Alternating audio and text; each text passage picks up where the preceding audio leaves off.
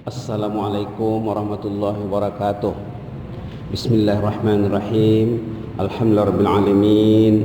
Wassalatu wassalamu ala asyrafil mursalin sayyidina wa habibina wa syafi'ina maulana Muhammad wa ala alihi wa sahbihi wa sallim tasliman katsiran bi rahmatika arhamar rahimin ya arhamar rahimin adada khalqihi ta'ala wa ridha nafsihi وزنة عرشه ومداد كلماته كما يحب ربنا ويرضى اللهم زدنا ولا تنقصنا وأكرمنا ولا تهنا وأعطنا ولا تحرمنا وآثرنا ولا تؤثر علينا وأرضنا وارض عنا يا كريم اللهم إنا نسألك قلبا شاكرا ولسانا ذاكرا وزوجة مؤمنة تعين على أمر الآخرة يا مجيب السائلين سبحان ربك رب العزة عما يصفون وسلام على المرسلين والحمد لله رابbil alamin.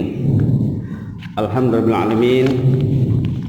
Yang kita hormati bersama imam yang bertugas di Masjid Terjenang dan semua ahli jawatan kuasa takmir masjid yang dirahmati Allah sekalian, demikian juga jemaah muslimin muslimat kekasih Allah yang sedang beriktikaf di masjid yang kita cintai ini, Masjid Terjenang.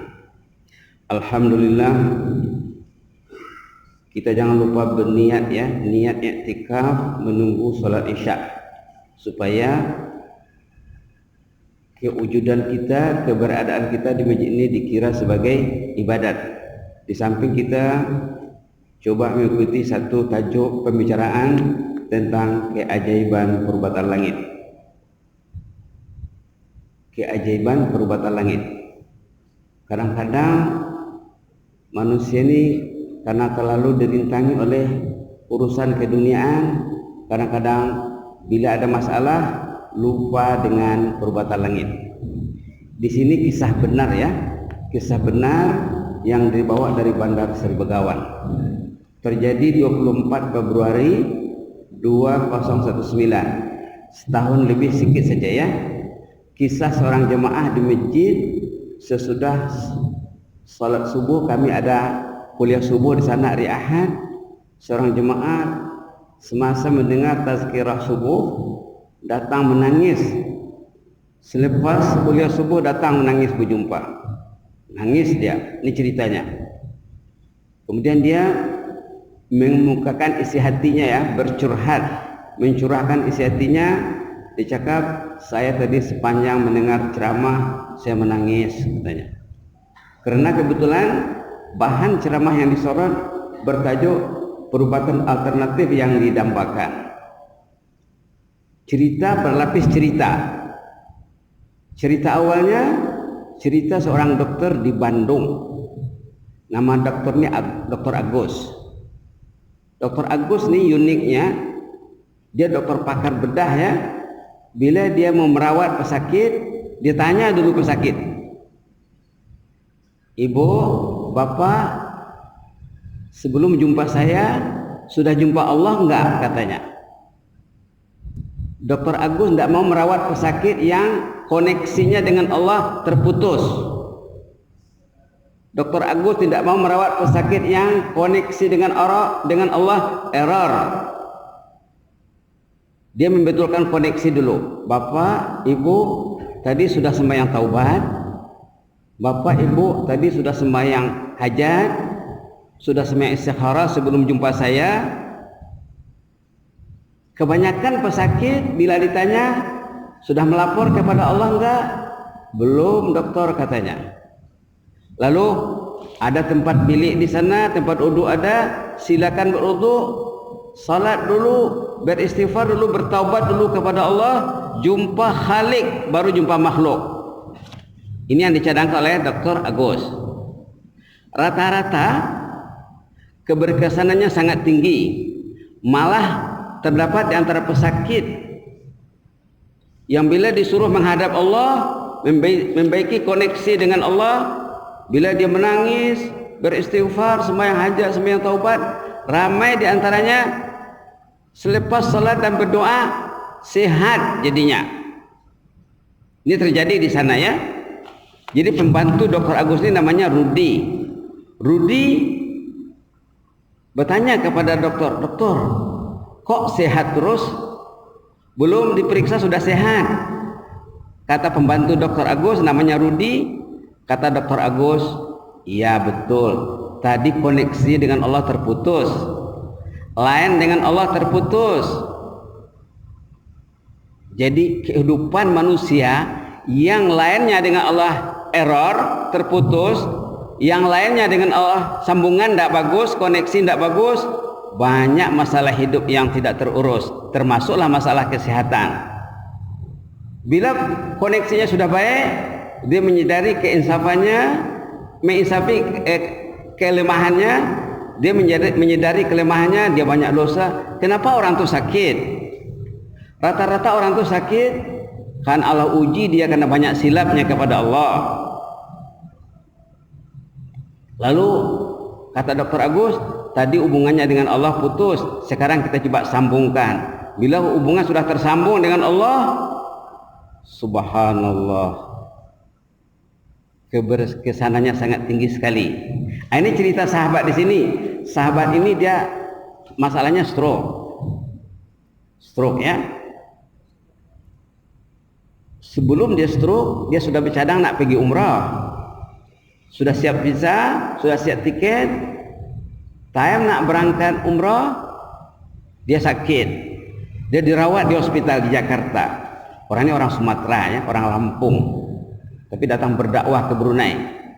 Mendengar ceramah di Brunei, dia meluahkan kenangan indahnya. Inilah dia.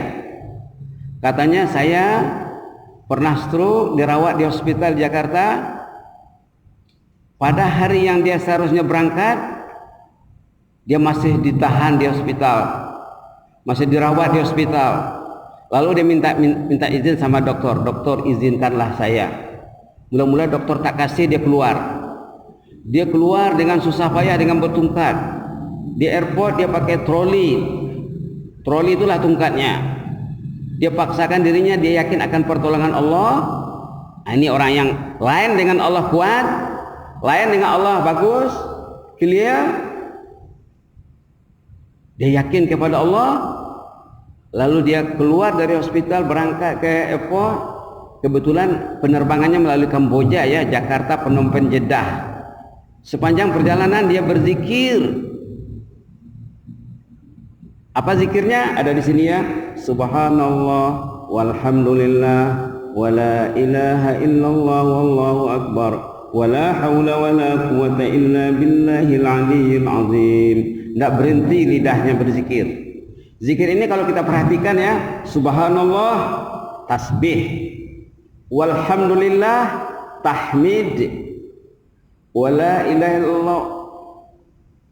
illallah tahlil, wallahu akbar takbir, wala haula wala quwata illa billah hauqalah namanya, al aliyil azim sana, puji namanya. Jadi 6 dalam zikir yang pendek ini, ada 6 benda. Ada tasbih subhanallah, ada tahmid alhamdulillah, ada tahlil la ilaha illallah, ada takbir Allahu akbar, ada hauqalah la haula wala quwata illa billah, ada puji dan sanjung as-sana al-aliyyil azim. 6 isi zikirnya. Itulah dibacanya dengan penghayatan, dengan keinsafan. Dia yakin bahwa kalau dia berzikir, Allah akan dengar isi hatinya. Berzikir dalam hadis kudusi ya, bila orang itu ada hajat kepada Allah, kalau orang itu baca Quran atau berzikir, Quran dan zikir mengatasi doa, melebihi doa. Kalau kita ada masalah, baca Quran dengan niat menyelesaikan masalah tadi, atau berzikir banyak-banyak. Ada kawan saya jemaah masjid di Brunei, dia cakap kalau ada hajatnya yang penting sekali, dia akan baca Quran sampai khatam. Biasanya katanya mesti dapat, karena Allah berjanji dalam hadis kudusi ya, man syaghalahul Quran wa zikri an mas'alati a'taituhu afdal ma'utiyas sa'ilin. Siapa yang rajin baca Quran atau banyak zikirnya, Allah akan tunaikan hajatnya lebih dari dia berdoa kepada Allah. Jadi meminta kepada Allah tuh ada yang direct dengan doa, ada yang indirect dengan Quran dan zikir. Dia ini meminta kepada Allah, meminta sembuh dengan zikir. Ternyata bila dia berzikir dari Jakarta, Kamboja, Jeddah, sampai di Jeddah dalam perjalanan campur semuanya 10 jam lebih ya, mungkin 11 jam 12 jam tidak berhenti lidahnya berzikir. Tanda lain itu bagus ya, tanda hubungannya bagus, tidak jemu berzikir. Tanda lain dengan Allah tidak bagus, jemu berzikir. Bila malas berzikir, jemu berzikir, berarti koneksi sama ada rosak, terputus ataupun error. Orang ini tidak berhenti dia berzikir. Ternyata sampai di Jeddah sembuh secara keseluruhannya. Kawan-kawan yang satu rombongan dengannya kagum, kaget. Wah, tadi bertongkat, sekarang sudah jalan lebih sehat dari sebelumnya. Subhanallah, inilah ceritanya. Inilah ceritanya. Jadi keajaiban Purba Langit ya. Tadi saya juga sempat melawat seorang sahabat yang sakit. Sakit itu menurut keterangan dia kira teruk juga lah. Saya tanya dia, "Inci adakah menghadap Allah, melapor kepada Allah sebelum pergi ke hospital?" Dia terus terang dia cakap dia tidak. Dia sakit, dia pergi jumpa dokter pakar di hospital. Lupa Purbatan Langit.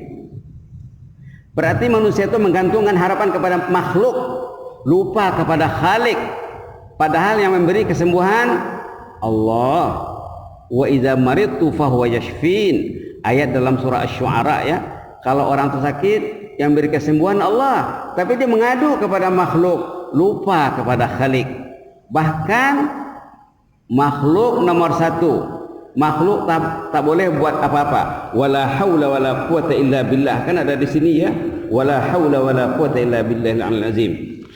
Jadi kalau kita lihat apa rahasia di balik keajaiban yang berlaku ini, rahasianya keterpautan hati dengan Allah. Hatinya terpaut dengan Allah.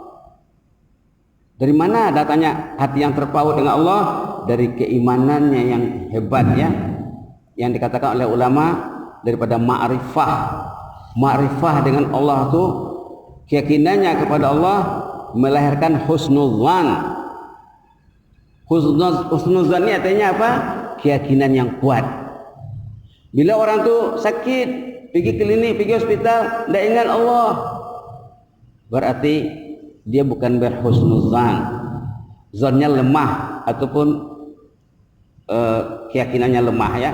Jadi inilah buah manis husnuzan. Husnuzan, kata ulama, husnuzan ini balasannya jannah. Kita berhusnuzan kepada Allah bukan waktu sakit saja, waktu kita sehat. Tanda orang itu berhusnuzan dengan Allah bila Allah memanggil ke rumahnya, Allahu Akbar, Allahu Akbar. Ini panggilan Allah. Orang yang berhusnuzan dengan Allah, dia akan dengar panggilan ini, dia akan mendatangi panggilan ini, memenuhi panggilan ini. Kata Al-Imam Hasan Basri rahimahullah ya, Al-Imam Hasan Basri rahimahullah mengatakan, kalau orang itu husnuzannya baik, iza ahsanal abdu azanna billah ahsanal amal, katanya. Kalau orang itu sangkaannya baik, akidahnya betul, ibadahnya mesti betul. Tidak mungkin orang yang berhusnuzan dengan baik kepada Allah tidak mungkin miss dari sholat berjamaah. Itu maka Rasulullah SAW tentang sholat berjamaah ini sangat ambil berat. Orang ini memang tak miss ya. Yang mencerita di sini, dia datang dari Sumatera ke Brunei, dia dengar ceramah selepas sembahyang subuh berjamaah, dia dengar ceramah, dia mencintai ilmu, dia mencintai rumah Allah, mencintai sholat berjamaah. Tandanya dia berhusnuzan dengan Allah. Allah ini untuk menjaga kita ini, menjaga hambanya yang dikasihinya, dipanggilnya datang ke rumahnya 5 kali sehari semalam. Orang yang keyakinannya mantap, Tidak mungkin tak datang ya. Ada ayat dalam surat Taubah, boleh semak nanti ya. Ayat dalam surat Taubah ayat 18 dulu sering disebut nih, ustaz-ustaz pun selalu mengingatkan kita tentang ayat ini. Ayat nomor 18, innama ya'muru masajidallah man amana billah. Dalam Quran ini mushaf yang ada di sini halaman 189. Kalau ada Quran di tangan boleh lihat halaman 189, peringatan Allah tentang iman dan cinta masjid. Peringatan Allah tentang iman dan cinta masjid. A'udzubillahi minasyaitonir rajim. Bismillahirrahmanirrahim. Innama ya'muru masajidallahi man aman. Ada di sana ayatnya. Ada di sana. Innama ya'muru masajidallahi man aman. Apa maksudnya?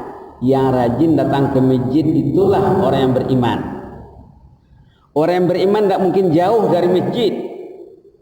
Orang yang beriman inilah yang dikatakan berhusnuzan dengan Allah. Dia tahu dia time sholat jam berapa, dia tahu dia azan mau berkumandang sekejap lagi, dia dah siap ingin mendengar azan, menyahut azan, dan memenuhi panggilan azan. Rasulullah SAW di zaman baginda ya, di zaman Nabi Muhammad hidup, Rasulullah perhatikan orang yang datang yang tak datang. Rasulullah tahu orang-orang yang sering absen. Biasanya baginda akan bertanya, asyahida fulan, asyahida fulan, si fulan ada tak? Si fulan ada tak? Biasanya di waktu zaman Rasulullah SAW masih hidup, ada insan-insan yang bermasalah, yang kadang-kadang datang, kadang-kadang tak datang. Kalau yang lain tuh tidak pernah tak datang. Yang kehadirannya tinggi, penuh, tidak ditanya oleh Nabi Muhammad. Orang yang kehadirannya tak penuh, ditanya. Kalau kita dengar ceramah Al-Fadil Ustaz Abdul Samad Hafizahullah ya, coba tengok di YouTube nanti ceramah Ustaz Abdul Samad Hafizahullah tentang salat berjamaah. Dia mesti sebut hadis ni. Dia mesti sebut hadis ni. Katanya di antara hadis yang menyatakan pentingnya salat berjamaah, hadis inilah bahwa Nabi Muhammad SAW setiap kali salat dia akan menanya, asyhadu fulan, si fulan ada tak? Orang ini ada tak? Ditanya oleh Rasulullah SAW. Malah di zaman awal dulu, kalau ada jemaah yang tak datang, subhanallah, tak datang salat berjemaah, karena yang tak datang itu dapat dihitung jari ya. Yang tak datang itu dapat dihitung jari, dikenal orangnya. Kalau dia tak datang, nanti lepas salat jemaah akan pergi ke rumahnya bertanya, encik apa khabar? Tadi nampak tak ada dalam saf. Adakah encik sakit? Perlu kami bantu? Adakah encik menghadapi masalah? Perlu kami selesaikan? Begitu zaman dulu ya. Jadi hubung kait antara husnuzan, keyakinan dan keimanan dengan masjid inilah di ayatnya. Innama ya'muru masajidallah. Orang yang rajin mengimarahkan rumah Allah, man aman, orang yang mukmin. Bila hati itu renggang dengan masjid, masjid jauh di hati, walaupun azan didengar, masjid jauh di hati walaupun dekat di mata, subhanallah, itu tanda imannya bermasalah. Saya pernah jemaah jumpa saya, mula-mula dia telepon, Ustaz, boleh kak jumpa Ustaz? Boleh, saya ada hajat nih, silakan. Di mana baiknya jumpa? Di masjid. Datang nanti time salat ya? Iya, saya datang. Masjid mana? Masjid Jami' Asri Hasan Al-Bolkiah.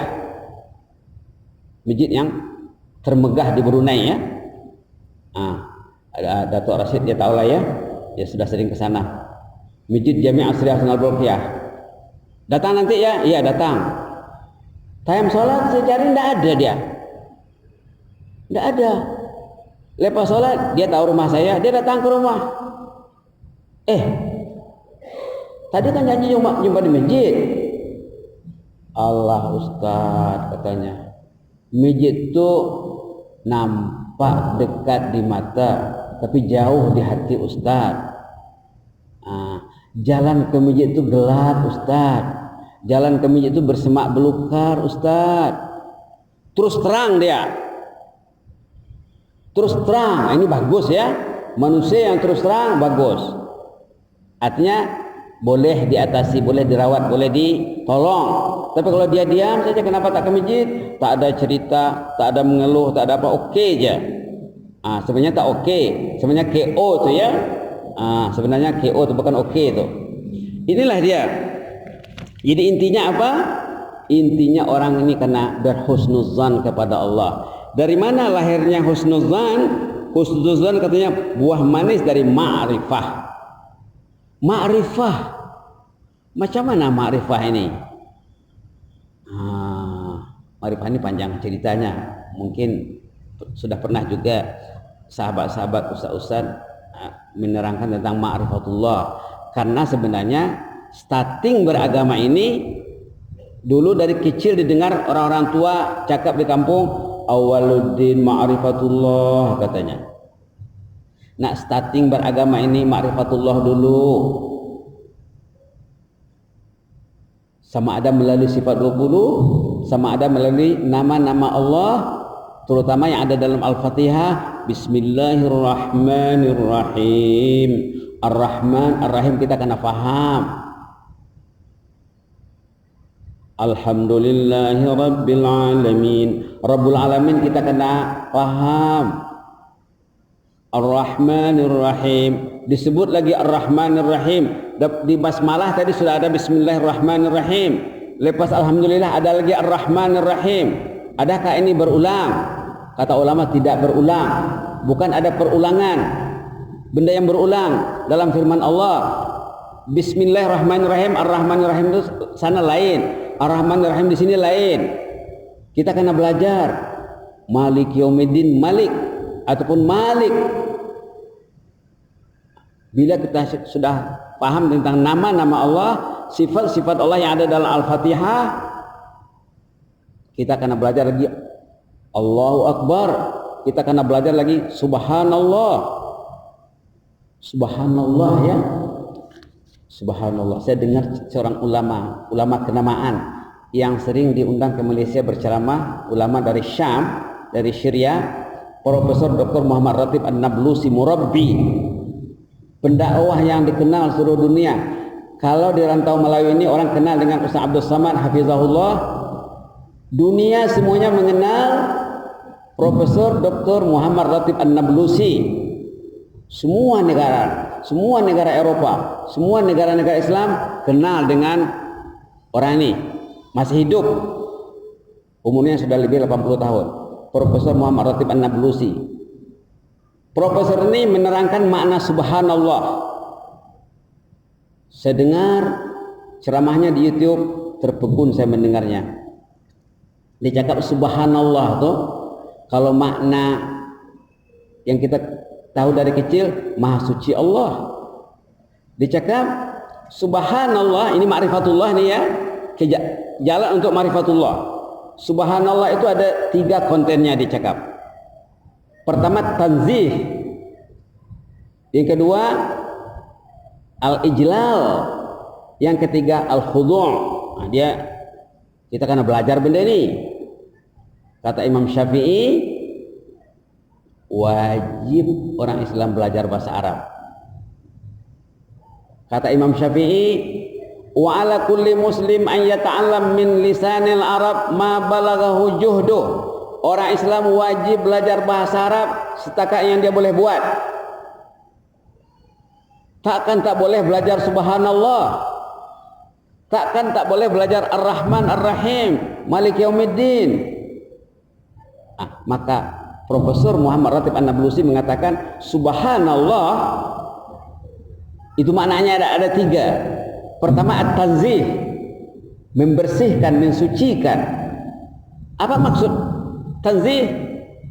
Allah itu terhindar, terjauh dari sifat-sifat yang tak baik. Sifat-sifat Allah itu tidak ada yang tak baik. Tanzih, bersih. Allah panggil kita datang ke rumahnya 5 kali, ada yang tak datang. Allah tak tahukah? Tahu. Berapa kali kita tak memenuhi panggilan azan, Allah Ta'ala tahu. Orang tu tak ingat. Berapa tahun dia hatinya jauh dari masjid, orang tu mana ingat dia. Allah Ta'ala tahu secara detail, terperinci. Subhanallah, maha suci Allah dari sifat-sifat yang tak layak baginya. Satu maknanya. Makna yang kedua, kata Prof. Nablusi, al-ijlal ataupun at-ta'zim. Bila Allah itu bersih, suci daripada sifat yang tak elok, berarti sifat Allah itu baik belaka. Ta'zim, agung, mulia.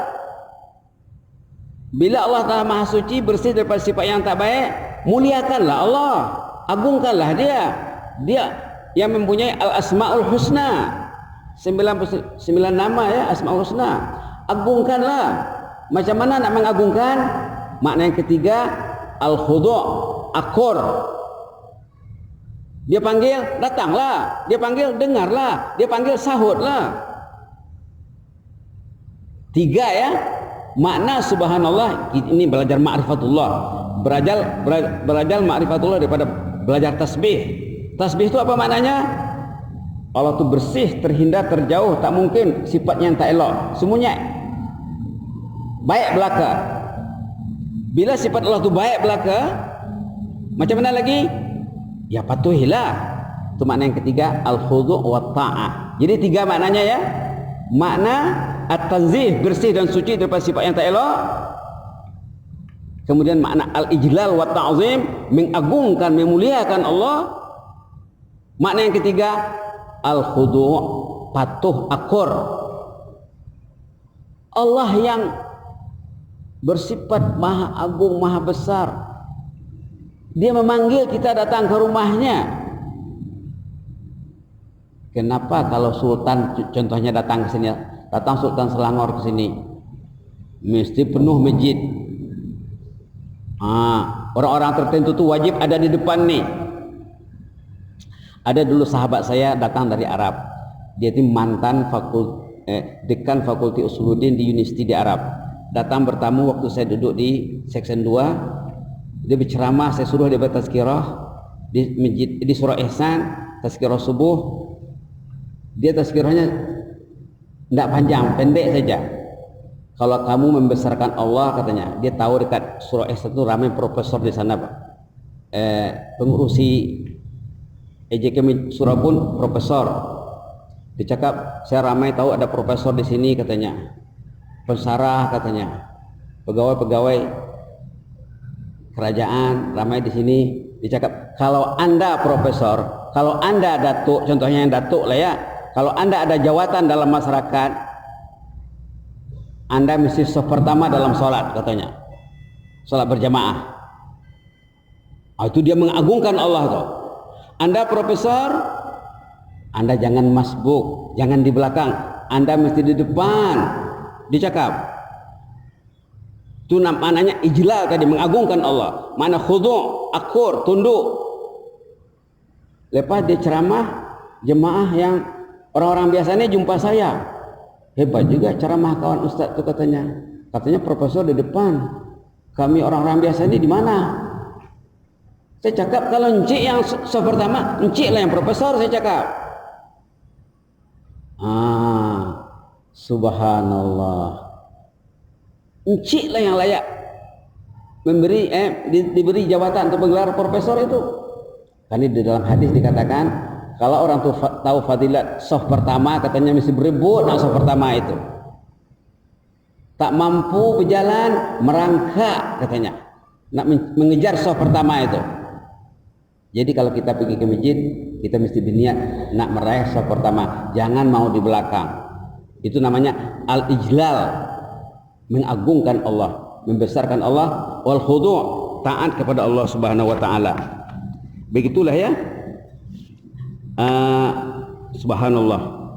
Kita lihat di sini hadis kudusi yang menjadi dasar pemikiran si pesakit tadi apa? Ana ma'abdi idza huwa dzakarani wa taharrakat bi syafatah. Tengok di sini ada hadis kudusi. Artinya apa? Allah itu bersama si hamba yang selalu berzikir. Kalau kita selalu berzikir, Allah bersamanya. Iza huwa zakarani, kalau orang itu selalu berzikir, subhanallah walhamdulillah wala ilaha illallah wallahu akbar, insya Allah Allah akan jaga dia. Kalau dia sakit, insya Allah kesembuhan mudah. Kalau dia akan meninggal, insya Allah kepergiannya mudah. Wa taharrakat bi syafatah, kalau bibirnya bergerak menyebut namaku. Jadi jangan pernah kita malas berzikir ya. Zikir-zikir alternatif ada di belakang ini. Kalau untuk menghadapi masalah, contohnya sekarang masalah virus corona contohnya ya. Kita bimbang, patutnya kita banyak baca zikir di belakang ini. Hasbunallah wa ni'mal wakil. Hasbunallah wa ni'mal wakil. Di samping kita membuat langkah-langkah penjagaan di sisi kesehatan, kita patuhi apa yang diarahkan oleh Kementerian Kesehatan, apa yang diarahkan oleh kerajaan. Kita ada perubatan langit. Jangan malas membaca hasbunallah. Hasbunallah ini apa namanya? Hasbalah namanya. Hasbalah. Jangan baca tapi tak tahu nama ya. Apa nama hasbunallah itu? Hasbalah namanya. Bila orang cakap hasbalah, hasbunallah wa ni'mal wakil ataupun hasbiyallahu wa ni'mal wakil. Ataupun di sini ayat 129 surah Taubah ya, akhir ayat dalam surah Taubah nih. Last ayat dalam surah Taubah. Hasbiyallahu la ilaha illahu alaihi tawakkaltu wa huwa rabbul arsyil azim. Maknanya nanti boleh lihat Quran terjemahan ya. Yang di atas tadi surah Ali Imran ayat 173. Yang nomor 2 surah At-Taubah ayat 129. Yang ketiga tahlil dan tasbih Nabi Yunus ayat surah Al-Anbiya 87. La ilaha illa anta subhanaka inni kuntu minadh dhalimin. Yang sesudahnya surah Al-Anbiya ayat 83 doa Nabi Ayub, Rabbi inni masani ad-durru wa anta arhamur rahimin. Ini waktu Nabi Ayub sakit ya. Tadi dibaca oleh Nabi Yunus waktu Nabi Yunus dalam perut ikan. Apa saja masalah kita banyak solusinya dalam Quran ya. Sama ada hasbalah ataupun tasbih dan tahlil. Doa Nabi Ayub ini mengandungi makna minta kesembuhan tapi indirect. Rabbi inni masani ad-durru wa anta arhamur rahimin. Ya Allah, saya sekarang sakit ya Allah. Engkau Maha Pengasih, Maha Penyayang. Dia bukan cakap ya Allah sembuhkanlah penyakitku, dia tak cakap macam itu. Orang tadi juga yang pergi ke umrah tadi, dia tak minta sehat, tapi dia meminta indirect. Subhanallah walhamdulillah wala ilaha illallah wallahu akbar wala haula wala quwata illa billahil aliyil azim. Pada sebutannya, di hatinya, di samping mengagungkan Allah, membesarkan Allah, dia minta supaya Allah beri kesehatan. Kemudian ayat surah An-Naml 62 nih. Amma yujibul muttarra idza da'a wa yaksifus su'. Ini doa orang saleh nih. Saya ingat di kedai buku banyak jual buku namanya Jagalah Allah, Allah Menjagamu. Tajuk buku ya. Tajuk buku dikarang oleh Dr. Aid Al-Qarni, pengarang buku La Tahzan. Tajuknya apa? Jagalah Allah, Allah Menjagamu. Kita ingin dijaga Allah, dipelihara Allah, belilah buku ini. Di sana ada suatu kisah orang saleh. Dalam kisah orang saleh disebutkan doa ayat 62 surat An-Naml nih. Kisahnya apa? Orang saleh ini dia berniaga di Arab, naik unta.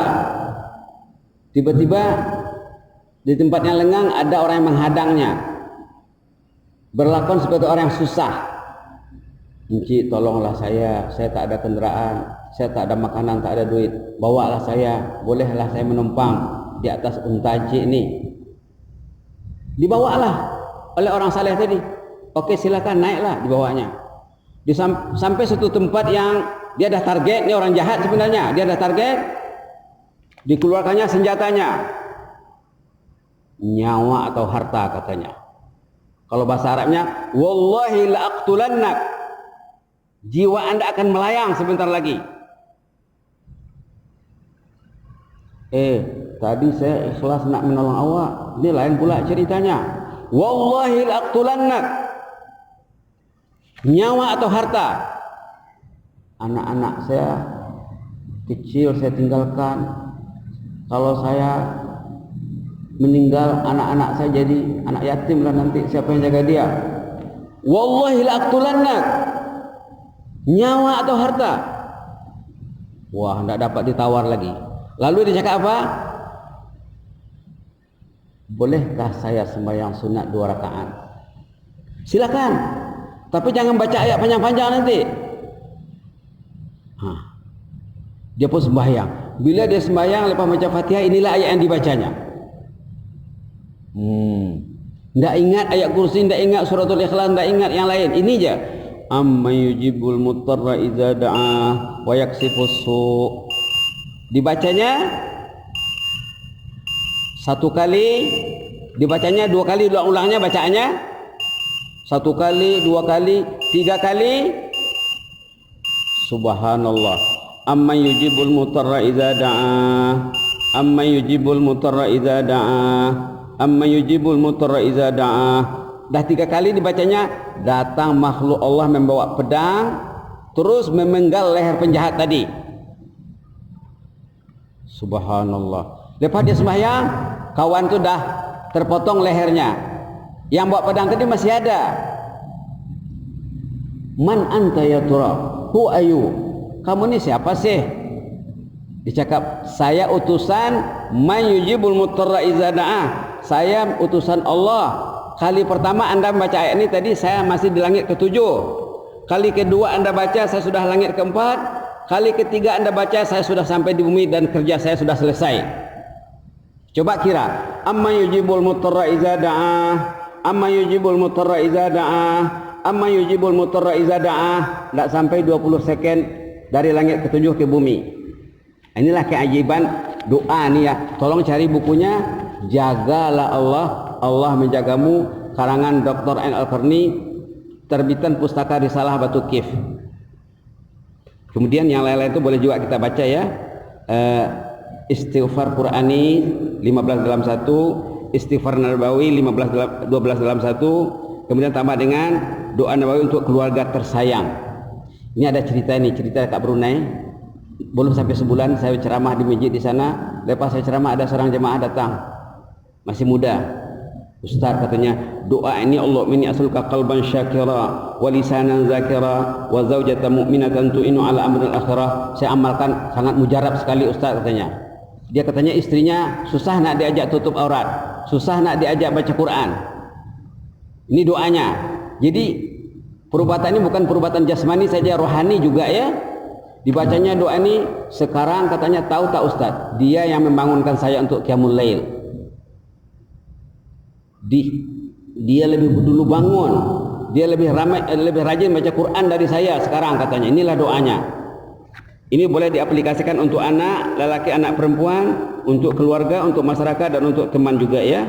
Ayo kita baca 3 kali. Allahumma inni as'aluka qalban syakira wa lisanan zakira wa zawjatan mu'minah tu'inu ala amril akhirah.